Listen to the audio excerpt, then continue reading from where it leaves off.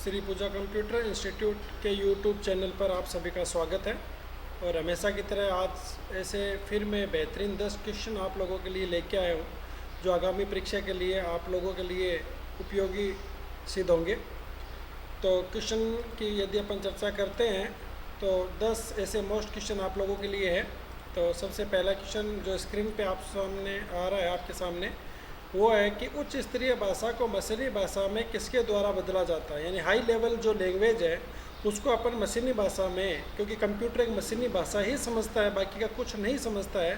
तो इसके option check कर लीजिए पहले आप, कंपाइलर, इंटरप्रेटर, बाइनरी कोडेड, और चौथा ऑप्शन है ए और बी यानी कंपाइलर और इंटरप्रेटर। तो आप लोगों को मालूम होना चाहिए कि इसका जो राइट आंसर होगा वो आप लोगों के लिए होगा ए और बी दोनों, यानी कि 4th नंबर आंसर इसका राइट होगा। कंपाइलर और इंटरप्रेटर ऐसे दो ट्रांसलेटर हैं जो उच्च स्तरीय भाषा को मशीनी भाषा में बदलते हैं। ठीक है। अब कंपाइलर और इंटरप्रेटर अपने आप में बहुत बड़ा एक टॉपिक है, अपने आप में अलग है, तो इसकी विस्तृत जानकारी अपन आगे टॉपिक में करेंगे। लेकिन फिलहाल इसका जो राइट आंसर है वो आएगा ए एंड बी, कंपाइलर और इंटरप्रेटर।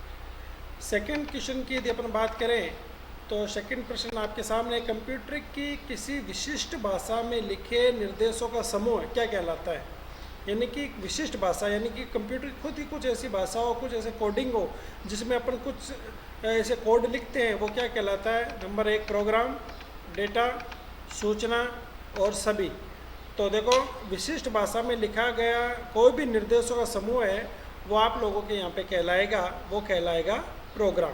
तो प्रोग्राम इसका राइट आंसर है कि कंप्यूटर की किसी विशिष्ट भाषा में लिखे गए निर्देशों का समूह प्रोग्राम कहलाता है। किसी भी कंप्यूटर भाषा में जब अपन को कोडिंग करते हैं वो प्रोग्राम ही कहलाता है। नेक्स्ट 3rd नंबर क्वेश्चन की बात अपन करें, इम्पैक्ट प्रिंटर का उदाहरण देना है। तो देखो प्रिंटर दो प्रकार के होते हैं, इम्पैक्ट और नॉन इम्पैक्ट। इम्पैक्ट प्रिंटर वे प्रिंटर होता है जो कि किसी भी कागज़ पे या किसी भी रिबन पे एक मार यानी कि चोट की तरह कार्य करता है, और नॉन इम्पैक्ट होता है वो चोट की तरह कार्य नहीं करता है। तो इसका पहला ऑप्शन देख लीजिए, dot matrix printer, daisy wheel printer, chain printer, और लास्ट है ऑल यानी सभी। तो इसका जो राइट आंसर होगा वो होगा सभी, क्योंकि ये जो तीनों उपरोक्त जो प्रिंटर मैंने आपको दिए हैं ये आपके सारे के सारे इम्पैक्ट प्रिंटर के उदाहरण हैं। इम्पैक्ट और नॉन इम्पैक्ट दो प्रकार के प्रिंटर होते हैं। नॉन इम्पैक्ट के अंतर्गत लेजर वगैरह प्रिंटर आते हैं, नॉन इम्पैक्ट के अंतर्गत जिसमें आवाज़ नहीं होती है। जैसे अपन कई बार जाते हैं किसी LIC ऑफिस में या डाकघर में, तो जो प्रिंट वहाँ पे प्रिंटिंग के लिए होता है वो सारा का सारा इम्पैक्ट प्रिंटर होता है, क्योंकि उसमें जो ठोस एक आवाज़ आती है, एक आवाज़ निकलती है, उसकी गति धीमी होती है, उसकी खर्चा भी कम होता है, इसलिए ज़्यादातर उसके यूज़ लिया जाता है। नेक्स्ट प्रश्न की अपन बात करें, प्रश्न नंबर 4 है कि न्यूमेरिक कीपैड का मुख्यतः उपयोग किया जाता है। कल एक प्रश्न मैंने आपको दिया था कि न्यूमेरिक कीपैड में कुल कितनी की होती है, तो उसका राइट आंसर आपने बताया था 17 है। तो जो न्यूमेरिक कीपैड यानी जिसके अंदर अंकों या जोड़ बाकी गुना भाग या डॉट वगैरह ये सिंबल होते हैं, इनका यूज़ मुख्यतः कहाँ लिया जाता है। ज़्यादातर टेक्स्ट प्रोसेसिंग के अंदर, ग्राफिक्स वर्क के अंदर, बैंकिंग वर्क के अंदर और सभी। तो देखो इसका राइट आंसर आप लोगों को नॉर्मली बात है, ये तो एक कॉमन सेंस की बात है कि बैंकिंग सेक्टर के अंदर इसका ज़्यादा यूज़ लिया जाएगा, क्योंकि वहाँ पे जब कोई अकाउंट नंबर डालोगे, रुपए निकालना, रुपए डालना वगैरह ये सारा न्यूमेरिक अंकों के द्वारा ही होता है। तो जो निम्न जो क्षेत्र दिए गए हैं उन निम्न क्षेत्रों के अंतर्गत आप लोगों के ये बैंकिंग जो सेक्टर है उसके अंतर्गत ये न्यूमेरिक कीपैड का यूज ज़्यादातर होता है, ये ध्यान रखना। प्रश्न नंबर 5 की चर्चा अपन यहाँ पे करें, और प्रश्न नंबर 5 कह रहा है किसी कागज़ पर छापा गया आउटपुट कहलाता है। सबसे इजी प्रश्न है, कोई दिक्कत नहीं है इसके अंतर्गत।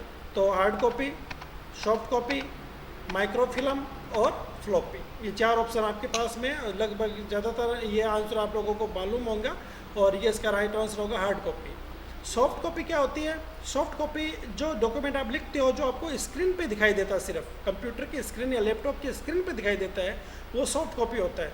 और हार्ड कॉपी उसी स्क्रीन पे दिखे हुए मैटर को जब आप प्रिंटर के द्वारा निकाल लेते हो, कागज़ पे छाप लेते हो, तो वो हार्ड कॉपी होता है। तो हार्ड कॉपी और सॉफ्ट कॉपी दो कॉपी ऐसी होती है, और यहाँ पे माइक्रोफिल्म और फ्लॉपी का कोई यहाँ पे औचित्य है नहीं, तो इसकी चर्चा यहाँ पे इस प्रश्न के अंतर्गत होना कोई लाजमी नहीं है।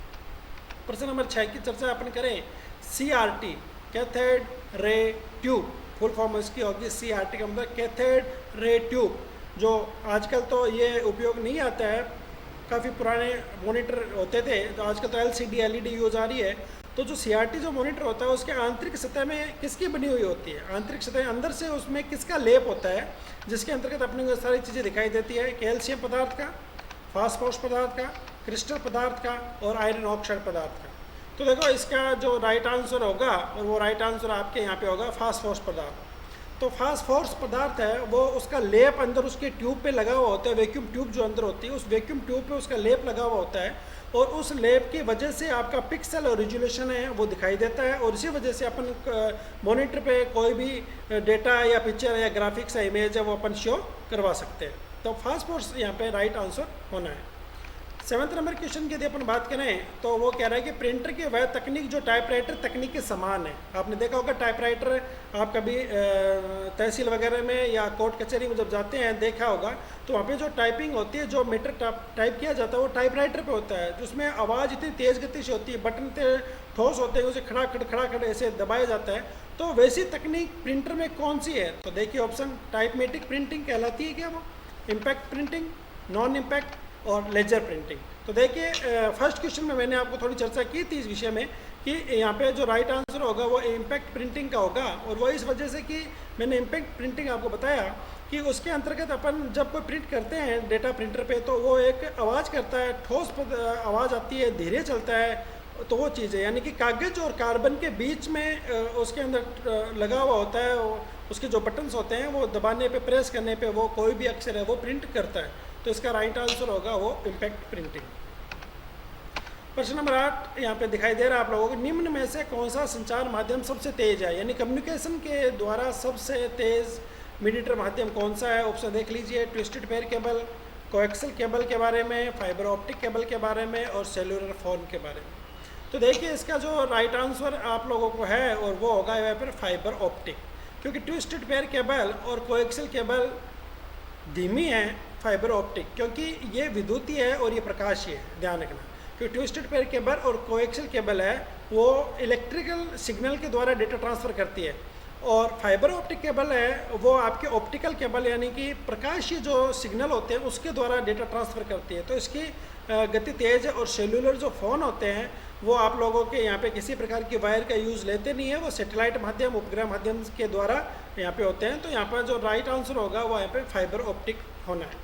प्रश्न नंबर 9 यहाँ पे आ रहा है और वो कह रहा है कि ऑप्टिकल फाइबर केबल की कोर पर चढ़े कांच की परत को क्या कहते हैं? यानी ऑप्टिकल फाइबर जो आजकल अपने हर घरों में या हर ऑफिस में आपको ये इंटरनेट कनेक्शन मिल जाएगा, ये सारा आजकल यही चल रहा है। तो ऑप्टिकल फाइबर जो कांच की जो परत होती है उसके परत को क्या कहते हैं? योक, क्लैड, कैप या पाइप। तो इसका जो राइट आंसर है वो यहाँ पे क्लेड होगा, कि जो ऊपर जो परत चढ़ी हुई है उस परत को यहाँ पे केड कहा जाता है, क्लेड कहा जाता है। और ये ध्यान रखना कि उसमें कांच की परत होती है और उसके अंदर बहुत ही सूक्ष्म बाल के जितने सफ़ेद रेशे होते हैं जो प्रकाशीय तरंगों के द्वारा डेटा ट्रांसफ़र करता है, और ऊपर जो कांच की आवरण जो उसकी सुरक्षा करती है, रक्षा करती है भारी वातावरण से, तो वो जो भारी वातावरण से रक्षा करने के लिए जो ऊपर जो लेप लगा हुआ होता है उसे क्लेड कहते हैं। प्रश्न नंबर 9 की अपन यहाँ पे चर्चा करें, और प्रश्न नंबर 9 यहाँ पे कह रहा है कि किस प्रकार के संचरण में तरंगे चारों दिशाओं में जाती है? चारों दिशाओं में, मान लो कोई भी चीज़ आप यहाँ पे रखो, जैसे कि मान लो कि कोई आप आवाज़ देते हो तो आपकी आवाज़ यदि चारों दिशाओं में गूंज रही है तो वो कौन सी तकनीक है? तो इसके अंतर्गत आप ऑप्शन पहले चेक कर लीजिए, रेडियो संचरण, माइक्रोवेव संचरण, इंफ्रारेड संचरण और उपग्रह संचरण। तो ये इसका जो राइट आंसर होगा वो रेडियो संचरण होगा, कि रेडियो तरंगे हैं वो चारों दिशाओं में होती है, और ये जो है ये सब एक दिशा में होती है, यानी कि इधर एक एंटीना लगा हुआ है तो उसके सामने ही एक एंटीना लगा हुआ होना चाहिए, ये ध्यान रखना। और रेडियो संचरण में क्या होता है कि एक एंटीना यदि लगा हुआ है तो उसकी आवाज़ है वो चारों तरफ इस प्रकार है वो ट्रांसफ़र है वो होती रहती है, अलग अलग दिशाओं में उसकी डेटा है कम्युनिकेट होता रहता है। लेकिन माइक्रोवेव, इंफ्रारेड और उपग्रह ये है। अब देखो इंफ्रारेड एक बात आई है, तो इंफ्रारेड के लिए मैं आपको बता देता हूँ कि अपने घरों में जो टीवी होता है और अपने घरों के अंदर जो भी टेप वगैरह अपन यूज़ लेते हैं, CD प्लेयर वगैरह चलाते हैं, उसमें जो रिमोट होता है वो इंफ्रारेड कम्युनिकेशन का ही होता है। जब आप टीवी के सामने रिमोट को करते हो तो चैनल अपन चेंज कर सकते हैं, और साइड में यदि आप करोगे, पीछे करोगे तो चैनल चेंज नहीं होता है। तो इंफ्रारेड तकनीक है वो यहाँ पे अपने टीवी का जो रिमोट होता है, टेप का जो रिमोट होता है, ऑडियो वीडियो जो भी गाने सुनते हो वो सारे इंफ्रारेड संचरण कम्युनिकेशन के अंतर्गत आते हैं। तो ये आपके लिए एक एक्स्ट्रा इंफ्रारेड तकनीक और माइक्रोवेव और उपग्रह संचरण है। इसमें डेटा ट्रांसफ़र करने के लिए एंटीना एक दूसरे के सामने होना चाहिए, तभी डेटा ट्रांसफ़र होगा, वो अन्यथा नहीं होगा। लेकिन रेडियो एक ऐसा माध्यम है जिसमें आमने सामने रखने की ज़रूरत नहीं है, चारों तरफ डेटा वो ट्रांसफ़र हो सकता है। तो ये आज का 10 क्वेश्चन ऐसे आप लोगों के लिए जो आगामी प्रतियोगिता परीक्षा जो आने वाली भर्तियां हैं 2022 के अंदर विभिन्न प्रकार की भर्तियां खुलने वाली हैं, तो उनके अंदर जो कंप्यूटर का जो सिलेबस है वो अनिवार्य कर दिया गया है। और इन अनिवार्य कंप्यूटर के सिलेबस के अकॉर्डिंग आप लोगों के लगभग 20-25% क्वेश्चन हैं वो प्रत्येक प्रतियोगिता परीक्षा में आने वाले हैं। तो आप इन क्वेश्चनों को हमेशा देखते हो, सुनते हो, लिखते हो और समझते हो, याद करते हो, तो आपके लिए बहुत ही सहायक सिद्ध होंगे ये क्वेश्चन। और आप जो अपने श्री पूजा कंप्यूटर इंस्टीट्यूट का जो चैनल है उसको आप सब्सक्राइब और लाइक कीजिए, ताकि जल्दी ज़्यादा से ज़्यादा मैं आपके लिए वीडियो ला सकूं और कोई भी जो भी नोटिफिकेशन होगा वो सबसे पहले आपके सामने और आपके पास में पहुंच जाएगा, जिससे आप तुरंत इससे जुड़ते हो। तो आज के लिए इतना काफ़ी है। कल अपन फिर दोबारा मिलेंगे इन्हीं ऐसे 10 बेहतरीन क्वेश्चन प्रश्नों के साथ। तब तक के लिए जय हिंद।